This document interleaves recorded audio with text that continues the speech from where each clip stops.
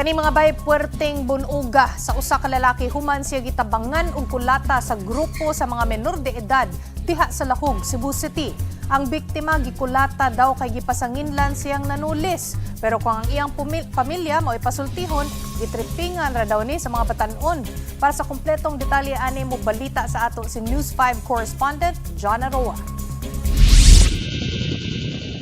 Nagbarog sa gawas aning tindahan kining mga lalaki sa Lahog, Cebu City kagahapon sa kadlawon. Diang dunay usa ka lalaki nga nangayo sa usa sa mga batang lalaki nga nagbarog-barog sa tindahan. Unya kalit lang nga dunay duha ka laing batang lalaki ang niduol gikan sa likod ug walay daghang istorya, gitabangan og sumbag ang ulo sa lalaking nangayo.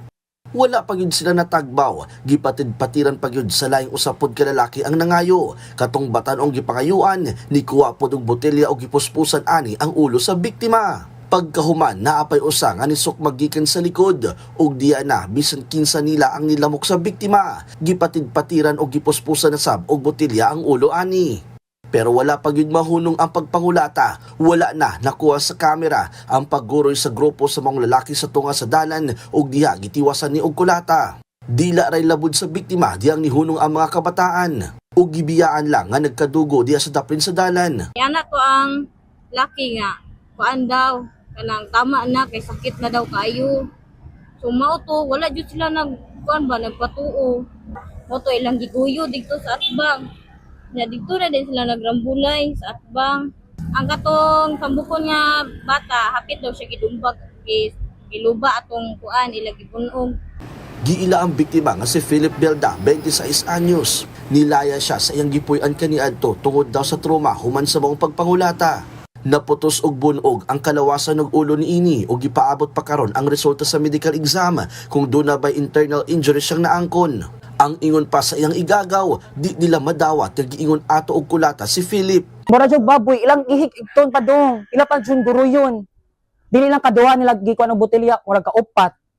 Naila na hinuon tanan ang mga nikulata sa iya ug gipatawag na ang unom sa barangay ug nasuta nga silang tanan pulos mga minor de edad gikan sa 12 anyos hangtod sa 17 anyos. Matud pa sa barangay nangasuko daw ang mga suspect sa biktima kay nanulis ni og lodger sa maong lugar.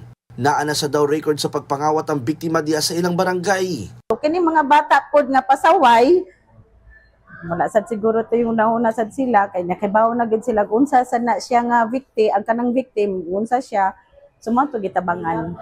Pero para sa pamilya sa biktima, natripingan lang ang ilang igagaw. Di man amal dito sa balas eh. Dili na siya kuan na gina siya, bisyo lang jud niya siya. Buang na jud nga buang sa kuan ba. Tan-aw lang sa mga tao, naramgoy na siya murag ato na laybot ang pamilya. Kuan na sad niya ba? Depression. Gusto sa pamilya ni ini nga pasakaan og mga kaso ang mga batan-on. Para sa One Balita by John Aroa, News 5 Visayas.